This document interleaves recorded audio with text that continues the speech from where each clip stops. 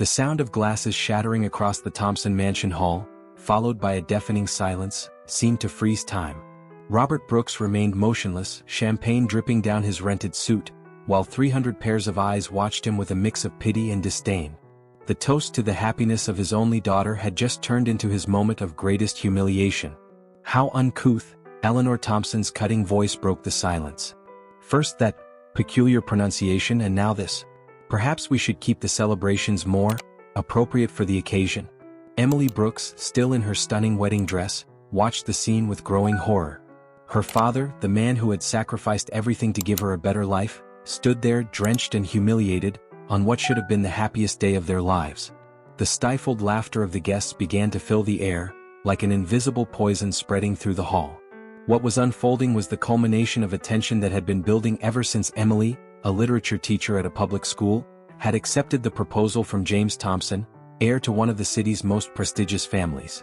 Now, watching her father struggle to maintain his dignity while champagne dripped from his suit, she questioned if the price of love was too high. 12 hours earlier, Emily had been in her old room in the modest house where she grew up, preparing for what she imagined to be the beginning of her fairy tale. Robert gently knocked on the door, entering with a shy smile and watery eyes. "I brought you something, princess," he said, holding out a small, faded blue velvet box. Inside was a delicate pearl necklace. "It was your mother's. She always wanted you to wear it at your wedding." Emily touched the pearls reverently, remembering the mother she had lost when she was still a child. "Dad, you didn't have to." "I know it's nothing compared to the Thompsons' gifts," Robert interrupted, his calloused hands from years of working in the mechanic shop nervously adjusting his new tie. "But your mother always said pearls are like people. Their true beauty comes from within." Those words now echoed in her mind as she watched Eleanor Thompson approach her father, a predatory smile on her red-painted lips.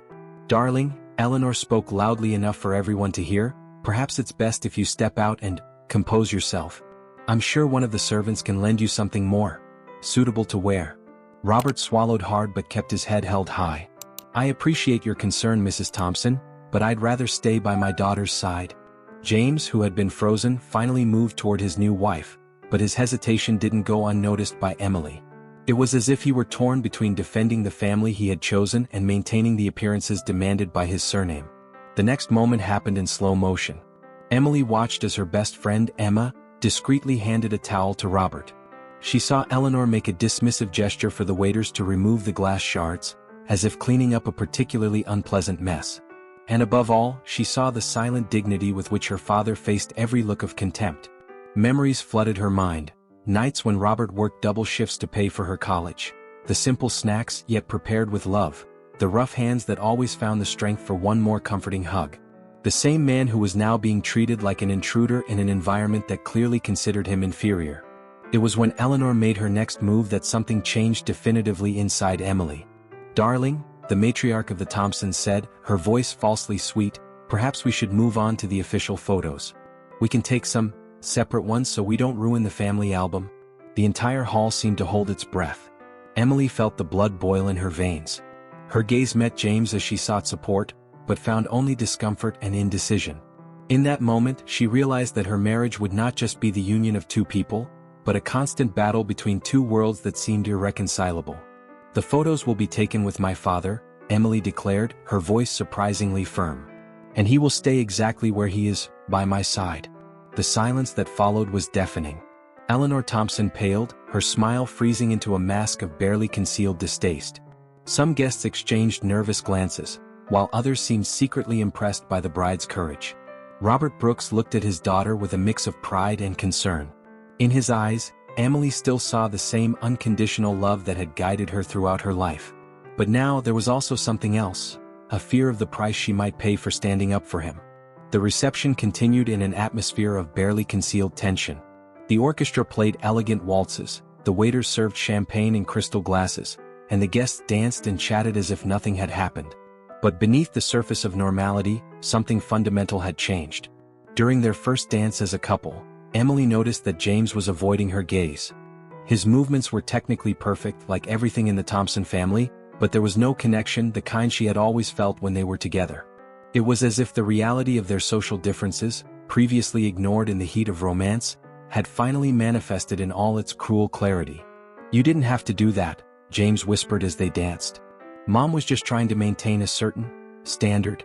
The words hit Emily like a slap.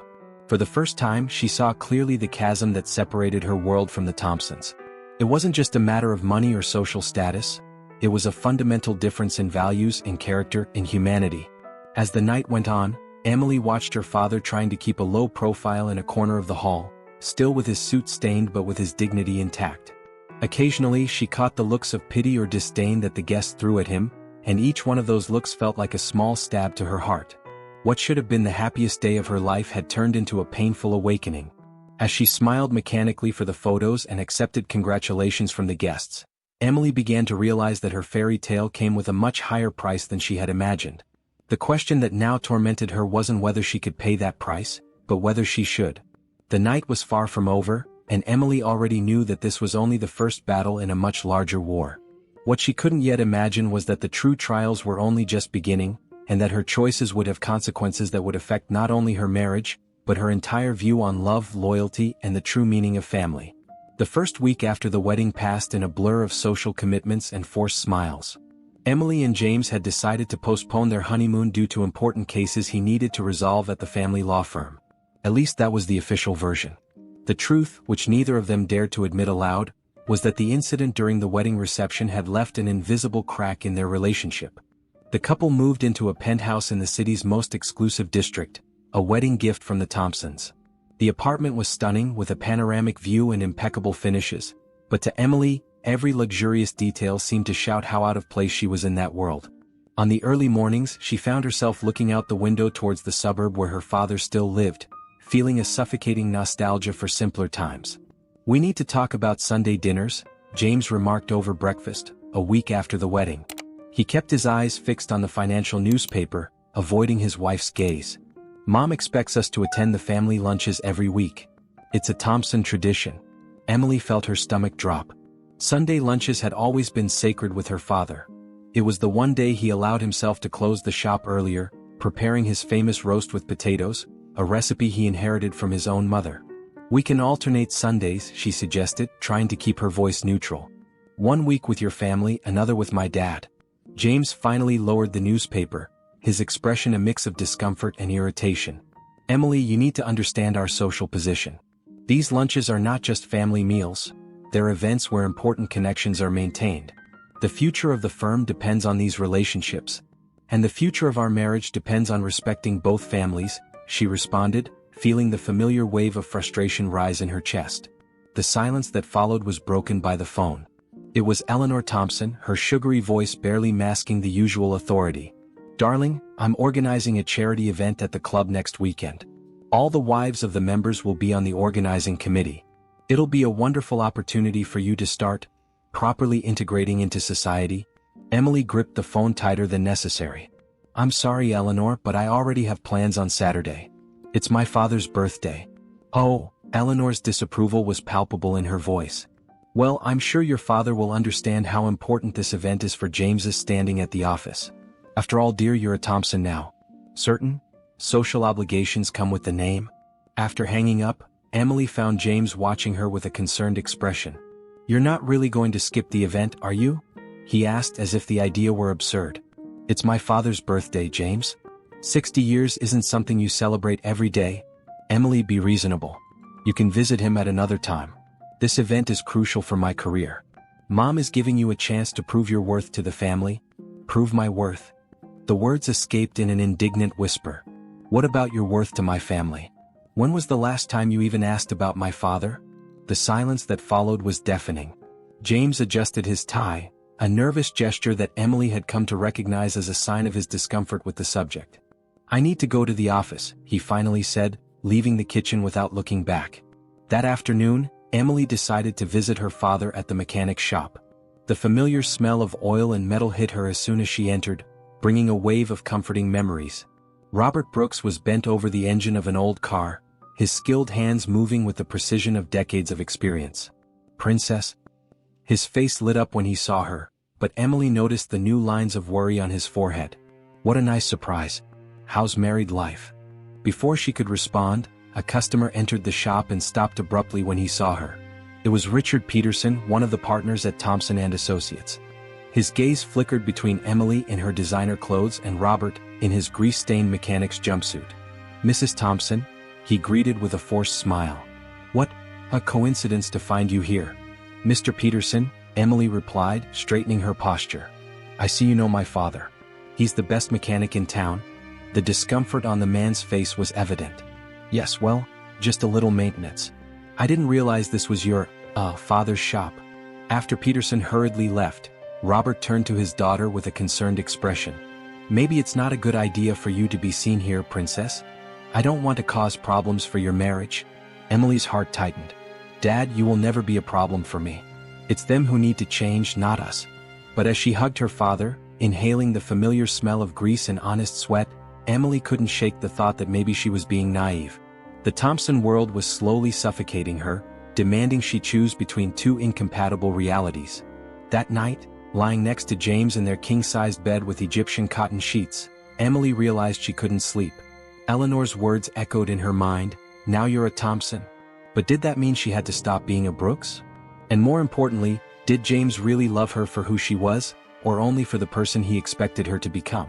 The answer to these questions would come sooner than she expected, and in a way that would test not only her love but everything she believed in. The country club ballroom gleamed with crystals and elaborate floral arrangements. Eleanor Thompson had outdone herself in organizing the charity event, transforming the space into a setting worthy of the highest social circles. Emily observed it all from the main table, where she sat next to an empty seat. James had been called to the office for an emergency, leaving her to face her first major social event as a Thompson alone. Her heart, however, was miles away, in a small suburban house where her father was celebrating his 60th birthday alone. The guilt gnawed at her from within, especially after the call she had received from him earlier. "Don't worry, Princess," he had said, his voice forcing a cheerful tone that couldn't mask his disappointment. "We can celebrate another day. I know you have important obligations now." The charity gala followed its predictable course. Elaborate speeches, polite applause, and whispered conversations about who was wearing which designer. Emily smiled and waved at the appropriate moments, like a well-trained doll, while feeling her own identity dissolve in the sea of false pleasantries. It was during the charity auction that everything started to fall apart. Eleanor took the stage to announce the fundraising results, her designer dress shimmering under the lights. "Thanks to the generosity of our traditional families," she emphasized the last part, looking directly at Emily, "we've surpassed all our goals." Emily's phone buzzed. It was a message from Emma, her best friend. "Call Central Hospital now. Your dad had an accident at the shop." The world seemed to freeze. Emily stood up abruptly, knocking over her glass of champagne.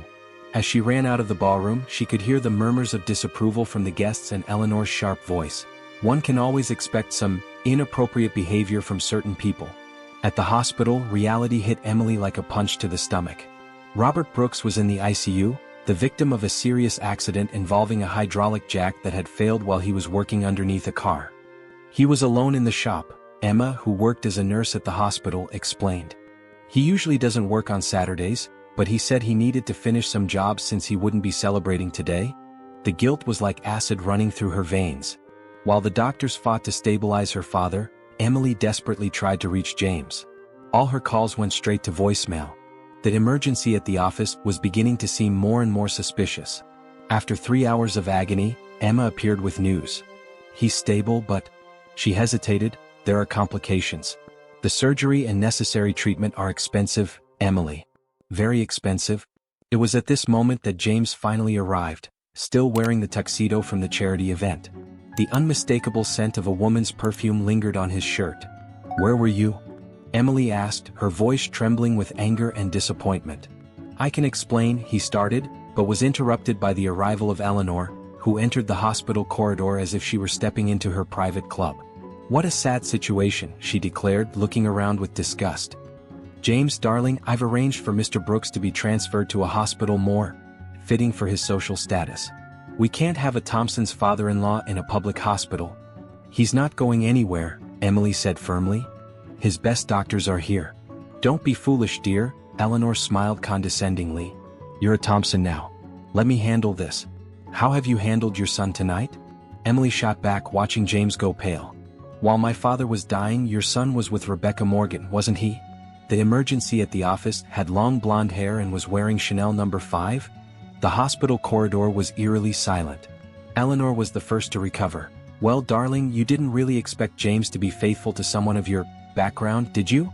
Rebecca comes from a proper family. This is just a temporary arrangement until you learn your place." The casual cruelty of those words hit Emily like a slap. Years of subtle humiliations, cruel remarks, and suffocating expectations culminated in that moment of crystal-clear clarity. "My place?" Emily repeated, her voice strangely calm. "My place is beside the man who taught me that character is worth more than money, who showed me that true love has no price." Turning to James, who remained silent, she continued, "You're right, Eleanor. I will never be a Thompson. Because being a Thompson means selling your soul for social status. It means betraying those you love for convenience." "Emily, don't be dramatic," James finally spoke, his voice betraying his nervousness. "We can work this out. The family can pay for your father's treatment, we can—" "Buy my silence?" Emily finished for him. "Like you buy everything?" "No, James. Some things can't be bought." At that moment, Emma reappeared urgently. "Emily, your father woke up. He's asking for you." Without looking back, Emily followed Emma down the hallway, leaving behind the world of the Thompsons with their distorted values and bought morality.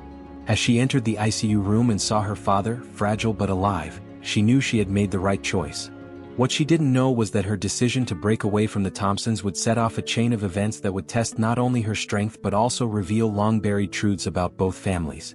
The war that was about to begin would go far beyond social differences. It would be a battle for the very soul of everyone involved. Aqui esta a tragiqueo do seu texto para o Ingles, como cuidado de preservar a fluidez e o impacto emocional, enquanto ajusto as nuances culturais e idiomáticas para garantir uma leitura natural. The rain lashed against the hospital windows like needles of ice, casting dancing shadows on the sterile walls of the room. Emily watched her father sleep, each breath assisted by the machines sounding like a small victory against time. His hands, once so strong and steady on the steering wheel of the cars he fixed, now looked fragile and pale against the hospital's white sheets. Emily's phone buzzed incessantly in her purse. Another call from the press, hungry for details of the scandal that now dominated the local headlines. In less than 24 hours, her private life had turned into public entertainment. Love triangle shakes Thompson empire, air caught with socialite during family tragedy, the price of a marriage of convenience. The sensational headlines multiplied like pests. "You need to eat something," Emma insisted, entering the room with coffee and a sandwich. Her deep dark circles betrayed that she had pulled an extra shift to keep an eye on Robert. "It won't help your father if you faint from exhaustion." Emily tried to smile, but the gesture died on her lips when she saw the worried expression on her friend's face. "There's something you're not telling me, Emma. What is it?" Emma hesitated, biting her lower lip, a nervous habit Emily had known since school days. "The results from the latest tests came in," she began, her professional voice barely masking her concern. "The spinal injury is more serious than we initially thought. Without the specialized surgery—" She stopped, the words too heavy to continue. "How much?" Emily asked, her heart pounding in her chest. 300,000. At least. And it needs to be done in the next few days, before the damage becomes permanent. The number hung in the air like a death sentence. The basic workshop insurance wouldn't cover even a fraction of that amount. Emily felt the crushing weight of reality hit her like an avalanche. Her father, who had dedicated his whole life to fixing other people's machines, was now broken, and she didn't have the means to fix him. "There's more," Emma continued, sliding her tablet across the table. "Someone's been digging through your father's medical history. They tried to access old records, confidential information." Emily took the tablet with trembling hands. On the screen, an internal hospital email warned of suspicious attempts to access Robert Brooks' medical files. The traced IP address led straight to the Thompson and Associates office. "They're looking for something," Emily murmured, the pieces of the puzzle beginning to fall into place in her mind. "Something from my father's past." A sound at the door interrupted her thoughts. David Martinez, the labor attorney, entered the room carrying a thick folder of documents. His usually calm face was tense. "Miss Brooks, we need to talk," he said, closing the door behind him. "We found something about your father's accident that changes everything." In the next 30 minutes, Emily felt her world collapse even further, if that was even possible. Martinez spread reports, photographs, and technical documents across the small table in the room. The equipment that failed in the workshop, a hydraulic jack, had been supplied by a front company linked to the Thompsons. It wasn't just negligence, Martinez explained, pointing to dates and signatures on the documents. The equipment was deliberately tampered with. Someone made sure it would fail. Emily felt her blood run cold. Attempted murder? Technically, yes. But proving that against the Thompsons? Martinez shook his head. They have judges in their pocket, politicians on their payroll. It would be your word against their empire. A low groan from the hospital bed caught everyone's attention. Robert was waking up, his eyes struggling to adjust to the fluorescent light in the room. "Princess," he called, his voice hoarse and weak. "What time? I need to open the shop." Emily rushed to his side, gently holding his hand. "Rest, Dad. The shop can wait." "No, it can't," he insisted, trying to move and groaning in pain. "The bills? The loan is due this week?" Emily furrowed her brow. "What loan, Dad?" Before Robert could answer, a nurse hurried into the room. "Miss Brooks? There are some people from the administration who want to speak with you." "Something about transferring the patient?" Emily's heart skipped a beat. "What transfer?" "Orders from the board," the nurse explained, looking uncomfortable. "Mr. Brooks is to be transferred to a rehab clinic in the countryside later today. But he needs surgery. He can't be transferred in this condition." "I'm sorry," the nurse murmured. The orders came from above. Something about insurance issues and payment capacity. Emily recognized Eleanor Thompson's hand in that maneuver. Transferring her father to a clinic in the countryside would be practically a death sentence, given the severity of his condition. At that moment, her phone vibrated with a message. It was James. "We need to talk. I'm at the apartment with some documents you need to see. It's about your father." Emily looked at Martinez, who nodded discreetly. "Go," he said. "I'll stay here and try to buy some time with the administration." The trip to the apartment felt like it lasted an eternity. The rain had turned into a storm, as if the sky itself shared the turbulence in her heart. When she finally arrived at the luxurious building she had once called home, she found not only James but also Eleanor Thompson waiting in the living room. "Oh, I'm so glad you came, dear," Eleanor smiled, that cold smile that never reached her eyes.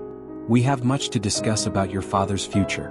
James was standing by the window, holding a folder of documents, looking paler than usual. "Emily, you need to see this." The folder contained old records from the shop, financial statements from years ago, and Emily felt her heart stop for a moment. Photos. Photos of her father with William Thompson, the late patriarch of the family, taken over 20 years ago. "Your father never told you the real story behind the shop, did he?" Eleanor asked, her voice dripping with venom. "How he really got the money to open it? The favors he owed my late husband?" Emily flipped through the documents with trembling hands. Records of suspicious transactions, veiled agreements, signatures that looked different from her father's handwriting. "This is a setup," she said, but her voice betrayed the doubt that was beginning to gnaw at her certainty. "Oh, darling," Eleanor laughed softly. "Did you really think a simple mechanic could keep a shop in such a prime location for so long without help?" James finally spoke, his voice trembling. "Emily, there's more. Your father's accident, it wasn't the first. There were other incidents over the years, all quietly swept under the rug." Eleanor stood up, smoothing down her immaculate dress. "You have a choice to make, Emily. Sign the divorce papers, accept a generous financial settlement, and keep silent about everything you've discovered, or," her smile turned cruel, "prepare to see your beloved father face not only tax fraud charges, but also 20 years of criminal conspiracy." Emily's phone vibrated again. It was Emma. "Emergency. Your father went into cardiac arrhythmia. Come quickly." The world seemed to spin in slow motion. Emily looked at the papers in her hands, at the man she thought she loved, and at the woman who had turned her life into a nightmare. There was more to this story than she had imagined. Secrets buried for decades now threatening to destroy everything she had believed to be true. But one thing she knew for sure, as she ran back to the hospital through the relentless storm, she would fight with every ounce of her strength to uncover the truth, no matter what it cost her. The hospital corridors were a blur as Emily ran toward the ICU. The sound of her heels clicking against the linoleum floor echoed like an uncontrolled metronome, marking every precious second in the fight for her father's life. When she finally reached the intensive care unit, she was met with a scene that froze her blood. A medical team surrounded Robert Brooks' bed, performing resuscitation maneuvers. "Step back." Administering shock, the attending physician shouted. Robert's body arched with the jolt of the defibrillator. Emma grabbed hold of Emily before she could move forward. "His heartbeats are very irregular," she whispered. "They found traces of a strange substance in his blood." Emily, someone tampered with his medication. The words hit Emily like a punch to the stomach. First the staged accident, now a direct attempt on her father's life. The war with the Thompsons had escalated to a whole new and terrifying level. "We need to transfer him immediately," declared Dr. Peterson, the specialist handling the case. "There's a spot available at St. Joseph Medical Center?" "No," Emily interrupted. "The Thompsons have influence there. He won't be safe." The doctor frowned, confused. "Miss Brooks, your father needs specialized care. Without the transfer—" "I can help with that," a deep and familiar voice sounded from the doorframe. Emily turned, surprised to find Michael Thompson, James' older brother, standing in the doorway. Unlike the rest of the family, Michael had always been the outsider, having left the family business years ago to pursue a career in public prosecution. "What are you doing here?" Emily asked, suspicious. "Trying to fix a 20-year mistake," he replied, stepping forward with determined strides. "Emily, there's something you need to know about your father, and about mine." In the next 2 hours, while the doctor stabilized Robert, Michael revealed a story that would change everything. In his briefcase, documents and old photographs told a very different narrative than the one Eleanor had presented. "William Thompson wasn't the man everyone thought he was," Michael began, spreading the evidence across the small table in the room. "He built the family empire through fraud, extortion and violence. Your father discovered the truth by accident 20 years ago." Emily examined the old photos. In one of them, her father, much younger, was standing next to William Thompson in front of the newly opened workshop. But it wasn't a blackmail photo as Eleanor had suggested. It was a picture of two friends. "Robert Brooks was my father's trusted mechanic," Michael continued. "The workshop was a legitimate gift, a reward for years of loyalty. But then your father started noticing irregularities with the cars coming in for repairs. Fake documents, tampered VIN numbers. The workshop was being used to chop stolen cars," Emily finished, the pieces falling into place like a grim puzzle. "Exactly. Your father confronted William, threatened to report the operation. That's when everything changed." Michael pulled out one last envelope from the folder, yellowed with age. Inside, a handwritten letter from William Thompson, dated the day of his death. "My father didn't die of a heart attack like everyone thinks," Michael revealed, his voice heavy with bitterness. "Eleanor poisoned him when she found out he planned to confess all the crimes and protect your father." Emily felt the ground disappear beneath her feet. "Eleanor killed her own husband? And forced your father to keep quiet, threatening his life and yours, Emily? You were just a child at the time. Robert Brooks chose to carry this burden alone to protect you." The heart monitor beside Robert emitted a stronger beep, making everyone turn to the bed. His eyes were open, silent tears trickling down his time-worn face. "Forgive me, Princess," he whispered with difficulty. "I should have told you, should have stopped your marriage to James." "No, Dad," Emily held his hand tightly. "You only tried to protect me, like you've always done." At that moment, the door to the room was thrown open violently. Eleanor Thompson stormed in, followed by two men in suits that Emily recognized as lawyers from the firm. Well, a little family meeting?" Eleanor smiled, her gaze lingering on Michael with disdain. "Son, I thought we had an agreement to keep certain matters in the family." "It's over, Mother," Michael declared, standing up. "I've already turned all the evidence over to the prosecution. The empire you built on lies is about to come crashing down." Eleanor's smile faltered for a moment, but she quickly regained her composure. "Evidence? You mean the words of a dying mechanic and a bitter son? Against one of the most powerful families in the city?" She laughed, a cold and calculated sound. "Darling, do you really think that?" Her words were interrupted by a commotion in the hallway. James burst into the room, his face pale and distraught. "Emily, you need to see this." On his phone, a live broadcast showed federal agents storming the Thompson and Associates office. Rebecca Morgan, James's mistress, was being escorted out of the building in handcuffs. "She worked as the family's accountant for years," James explained, his voice trembling. "She kept copies of all the illegal transactions as leverage, and now she's confessing everything." Eleanor Thompson staggered, leaning against the wall. For the first time, Emily saw real fear in the matriarch's eyes. "You don't understand," Eleanor hissed, her veneer of sophistication beginning to crack. "Everything I did was to protect the family legacy. William was weak, he was going to destroy everything we built." "No, Mother," Michael interrupted. "You destroyed our family a long time ago when you chose power over love." Sirens began to wail outside the hospital. Through the window, Emily saw police cars pulling up. Ms. Eleanor Thompson? A federal officer entered the room, followed by other police officers. You are under arrest for first-degree murder, attempted murder, tax fraud, and organized crime. As Eleanor was handcuffed and led out of the room, her screams echoing through the hospital corridors, Emily sat beside her father, exhausted but relieved. A great truth had been revealed, but the cost of that revelation was still to be reckoned. What happens now? She asked Michael, who stood by the window. Now? He smiled faintly. Now we begin to rebuild. There's a lot to fix in both families. Robert squeezed his daughter's hand. Together, he murmured. Like it's always been. Emily nodded, feeling for the first time in weeks that she could breathe freely. But as she watched James being led away for questioning and thought about all the revelations of that night, she knew that the real journey of healing was just beginning. The storm had passed, but the dawn would bring new challenges and perhaps a chance for redemption for everyone involved in that web of secrets, lies, and love. The courtroom was packed on the morning of Eleanor Thompson's trial.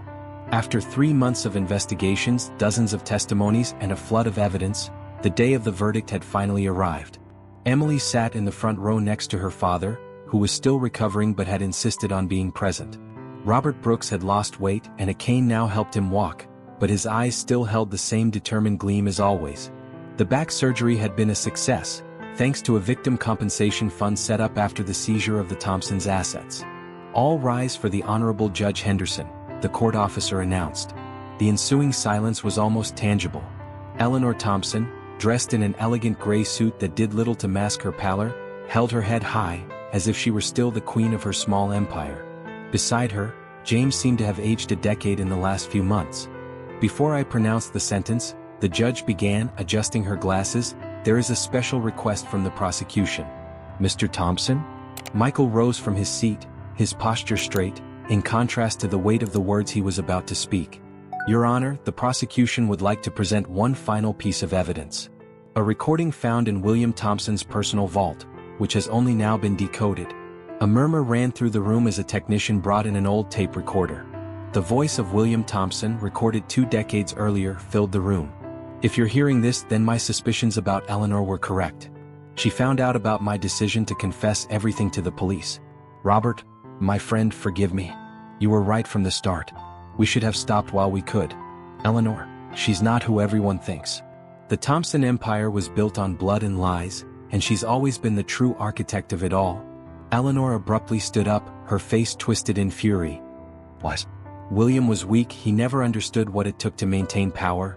Mrs. Thompson, the judge warned sternly, sit down or you will be removed from the courtroom. The recording continued, revealing sordid details of decades of crime. Money laundering, extortion, and finally, Eleanor's confession of the plan to kill her own husband. James, sitting beside his mother, appeared to be in shock. His eyes met Emily's for the first time in months, conveying a mixture of horror and silent pleading. Emily, he murmured loud enough for her to hear, I didn't know. I swear I didn't know all of this. Before Emily could respond, Eleanor burst into a hysterical laugh. Didn't know? You're as pathetic as your father. All of you with your moral principles, your ethics. Don't you understand that in our world there's only power? Love is for the weak. The judge slammed the gavel repeatedly, demanding order in the courtroom. But Eleanor was beyond control. You, she pointed at Robert. You ruined everything. William trusted you, but you had to be the moral hero, didn't you? And you, she turned to Emily, an insignificant teacher who dared think she could be a part of our world. 2 court officers stepped forward to restrain her, but Eleanor still had one last card to play. From her sleeve, she pulled out a small metallic object. Mom, no? James shouted, recognizing the small gun that Eleanor always kept hidden. It all happened in fractions of a second. Eleanor pointed the gun at Robert, her finger on the trigger. Emily instinctively threw herself in front of her father. James lunged at his mother. The shot echoed through the courtroom. When the dust settled, James was lying on the floor, blood staining his white shirt. Eleanor, finally subdued, screamed incoherently as she was dragged out of the room. Call an ambulance, someone shouted. Emily rushed to James, pressing her hand against the wound in his shoulder. Their eyes met, and in that moment, all the hurt and betrayal seemed insignificant in the face of the magnitude of the sacrifice he had just made. Forgive me, James whispered, his voice weak. I should have been stronger. I should have chosen you from the start. The next few hours were a blur of sirens, hospital corridors, and operating rooms. James survived, but the bullet had caused significant damage. Eleanor was sentenced to multiple life sentences with no possibility of parole. A week later, Emily visited James in the hospital. He was sitting by the window, his arm in a sling, staring at the city that his family had once ruled. "Why did you do it?" she asked softly. "Why put yourself in front of the bullet?" James continued to look out the window for a long moment before answering. "Because I finally understood what your father tried to teach me. That true love means choosing what's right, not what's easy." "James?" "No," he gently interrupted. "I'm not asking for a second chance, Emily. I don't deserve one. But I needed you to know that, in the end, I chose to be more like your father than like my mother." Michael entered the room at that moment, carrying a folder of documents. "The transfer is complete," he announced. "All the assets recovered from the illegal schemes have been converted into a fund for the victims. Mr. Brooks' workshop will be the first beneficiary." Emily felt tears welling up in her eyes. "Michael, you didn't have to." "Yes, I did," he smiled sadly. "It's time for the Thompson family to start fixing what was broken, even if it takes generations." That night, as Emily drove home, she stopped by her father's workshop. Robert was there as always, working on an old car under the soft light of the late afternoon. "You know, Princess," he said, wiping his hands on a rag, "sometimes things have to break completely before they can be fixed the right way." Emily embraced her father, breathing in the familiar smell of grease and metal that had always meant home to her. "And some things," she replied, "are worth more broken than they are perfect on the outside." The sun set on the horizon, painting the sky in shades of gold and pink, as if the universe itself were celebrating the end of an era of darkness and the beginning of something new, something real. The story of Emily and the Thompsons had reached its climax, but as her father always said, every ending is just a new beginning in disguise. And sometimes, you have to lose everything you thought you wanted to find what you really needed. 1 year had passed since the trial that forever changed the fate of two families. The Brooks and Daughter Workshop, as it was now called, was busier than ever on a sunny Saturday morning. Emily split her time between teaching at school and helping her father with the administrative side of the business, which had expanded considerably thanks to the compensation fund. Robert, although still needing the cane for long walks, had regained much of his mobility. More importantly, he had regained his dignity. The truth about his role in keeping William Thompson away from total corruption was now known to everyone, and his former clients were returning in droves, bringing with them stories of how he had always been fair and honest in his services. "Princess," Robert called, emerging from beneath a classic Chevrolet, "could you hand me that wrench?" Emily smiled, recognizing the familiar gleam in her father's eyes, the same one he had when teaching her the secrets of mechanics during her childhood. Some things never changed, and she was grateful for that. The doorbell rang, signaling Michael Thompson's arrival. Since the trial, he had become a constant presence in their lives, helping restructure the business and, more importantly, becoming a true friend. "I brought coffee and donuts," he announced, placing a box on the counter. "And some news?" Emily and Robert walked over, curious. Michael pulled a newspaper from his briefcase. Eleanor was transferred to a maximum security penitentiary, he informed them. "And James?" "Well, he completed his rehabilitation at the trauma center. He's moving to the West Coast, looking to start a new life away from all this." Emily absorbed the news in silence. Her last conversation with James had been at the hospital after the courthouse incident. He had changed, yes, but some wounds needed more than regret to heal. "He left this for you," Michael continued, handing Emily an envelope. Inside was a short letter and the deed to the apartment where she and James had briefly lived. He was transferring it to a foundation that supported women victims of domestic violence. "Some people need to lose everything to find their humanity," Robert commented softly, wiping his hands on his overalls. The rest of the morning passed in a comfortable routine of work and light conversations. Emma arrived around noon, bringing her fiancé Mark, a paramedic she had met during the long days at the hospital. The workshop had become a gathering spot for this peculiar family that had been formed through adversity. "Look what I found in Dad's old stuff," Emma exclaimed, showing a yellowed photograph. In it, two little girls, Emily and Emma, were smiling in front of the newly opened workshop. "Feels like it was yesterday," Robert smiled nostalgically. "You two were always up to some adventure." "Some adventures you don't choose," Emily replied, hugging her father. "They choose you." By evening, when the last customers had left, Emily climbed up to the small office on the mezzanine, her latest addition to the workshop. From there, she could see the entire workspace and, through the window, the sunset painting the sky in colors that reminded her of hope. On her desk, a new photo next to the old one. She and her father at the workshop's reopening, both smiling, truly happy. Beside it, a framed quote with the first lesson her father had taught her about mechanics, now the company's motto. No matter how broken something is, with the right tools and a love for what you do, everything can be fixed. Michael appeared at the top of the stairs. Your dad's calling everyone for a barbecue in the backyard.